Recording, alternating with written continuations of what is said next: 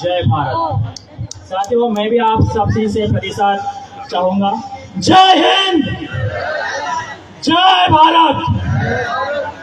सबसे पहले आदरणीय मंच और हम सभी के गुरु श्री शाहनवाज चौधरी भारतीय जी, हमारे कर्ज मुक्त भारत अभियान के राष्ट्रीय अध्यक्ष आदरणीय राजीव सिंह कुशवाहा जी और सभी सम्मानित सदस्य, मैं सभी को प्रणाम करता हूं।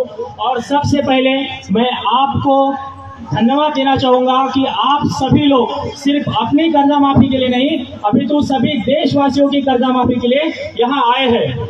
कई साथी यहाँ बात रख के गए हैं कि कुछ एक्ट सच में ऐसे है, जैसे सरफेसी एक्ट 2002 में जो बनाया है वो एक्ट सच में सिर्फ एनबीएफसी के लिए बनाया है, बैंकिंग सिस्टम के लिए बनाया है।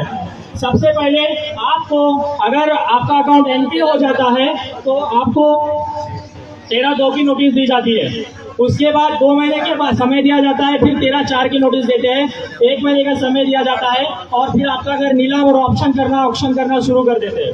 ऐसे ही एक एक्ट है महाराष्ट्र, जैसे सहकारी संस्था का एक एक्ट है 101 की नोटिस आती है, उसमें भी यही होता है। हमारी जो लड़ाई है उस न्यायपालिका के विरुद्ध नहीं है, लेकिन जो एक्ट जो बनाए हैं सरकार ने, जो सिर्फ एनबीएफसी के लिए बनाए हैं, बैंकिंग सिस्टम के लिए बनाए हैं, हम चाहते हैं कि वो एक्ट बंद हो, क्योंकि उसी एक्ट की तहत आपके घर जा रही है, आपकी जायदाद जा रही है। वो तो अच्छा हुआ कि हमें हमारे मार्गदर्शक श्री शाहनवाज चौधरी भारतीय जी मिल गए कि उन्होंने इस सभी की जानकारी आप सभी के सामने हमारे सामने रखी, और बल्कि सिर्फ जानकारी नहीं रखी तो हमें बताया कि किस तरह से कर्ज से बाहर निकलना है। हम सभी को एक आना होगा,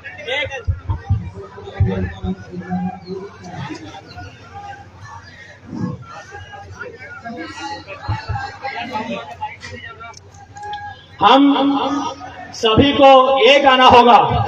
जैसे कि यहाँ हरमन जी ने भी बताया है कि संख्या हमें यहाँ 10 गुना और रहेगी तो हम संसद भवन का घेराव करेंगे। वो तो गुरु जी ने हमें रोक रखा है, नहीं तो आज ही संसद का उद्घाटन हो जाता। हम रुकने वाले नहीं है जब तक एक रुपए का एक व्यक्ति का कर्जा माफ नहीं होगा, क्योंकि जब देश के ऊपर कर्जा होता है, देश के व्यक्ति के ऊपर कर्जा होता है, वो देश आगे नहीं बढ़ पाएगा, तरक्की नहीं कर पाएगा।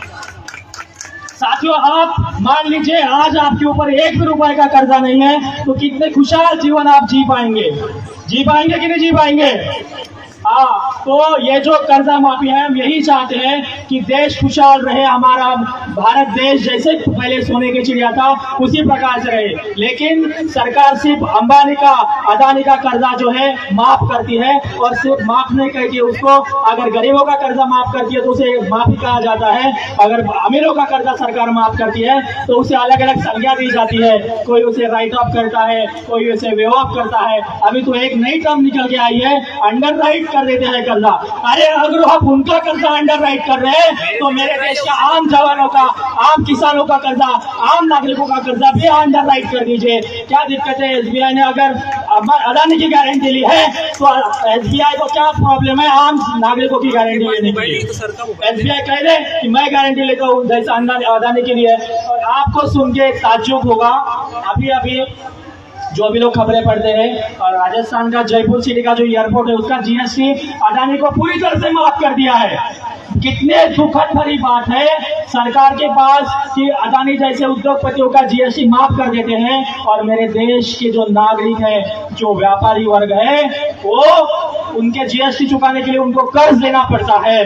तो सरकार चला किसके रहे आप? अरे आम नागरिकों की सरकार है ना, तो सरकार आम नागरिकों के वोट लेके सरकार बनती है, तो आपको आम नागरिकों का सहयोग, आम नागरिकों का साथ देना पड़ेगा, वरना आपका झोला उठाइए और चले जाइए। बैठे किस लिए हो वहां पे? अभी 2024 का चुनाव है, चुनाव से पहले सरकार को भी जिम्मेदारी लेना चाहिए कि मेरे देश के नागरिकों का कर्जा माफ करना होना चाहिए, क्योंकि अगर अंबानी का 1 वोट की प्रतिशत 1 है तो हमारे भी तो उतनी है, तो हमारा कर्जा भी तो माफ करना चाहिए सरकार ने। और हमारे जो आदरणीय गुरु जी हैं उन्होंने तो तरीका भी बता दिया साथियों किस तरह से कर्जा माफ करते हैं। आपको सुन के ताज्जुब होगा कि जो लोग अकाउंट ओपन करते हैं बैंक में, सेविंग अकाउंट, और किसी कारणवश उनकी मृत्यु हो जाती है तो वो जो फंड होता है या इंश्योरेंस का होता है उससे भी कर्जा माफ कर सकते हैं। 1.5 लाख करोड़ का जो अमाउंट है वो सरकार के पास है, तो अभी तक जो आंकड़ेवारी के अनुसार अभी तक 2 लाख करोड़ भी हो गया होगा। और उससे भी अगर सरकार कर्जा माफ करती है तो हर नागरिक के ऊपर का कम से कम 10 लाख तक का कर्जा जो है सरकार आसानी से माफ कर सकती है। सरकार के तिजोरी के ऊपर 1 रुपए का बर्डन नहीं आएगा। ऐसे नोटबंदी करके नहीं चलेगा मोदी जी, कर्जा माफ करना पड़ेगा लोगों का, तभी वो आपके साथ रहेंगे, तभी आपका सम्मान करेंगे पंतप्रधान के रूप में। मैं व्यक्तिगत रूप से हम सभी उनका सम्मान करते हैं, लेकिन अगर वो कर्जा माफ करेंगे तो सबसे पहले मैं दूंगा मोदी जी को वोट, और अगर नहीं करेंगे तो फिर मोदी जी देख ले कि उनको वोट कौन करेगा।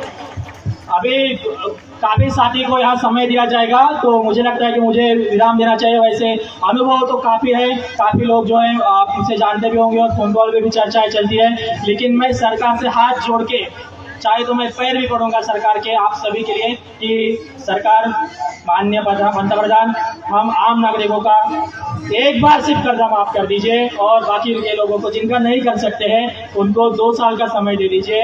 हम आपको बारंबार प्रणाम करेंगे, आपकी तस्वीर घर में लगाएंगे, लेकिन हमारा कर्जा माफ कर दीजिए, क्योंकि आप अदानी के लिए सरकार मत चलाइए, आप आम नागरिकों के लिए सरकार चलाइए, तभी ये देश आपको युगों तक याद रखेगा।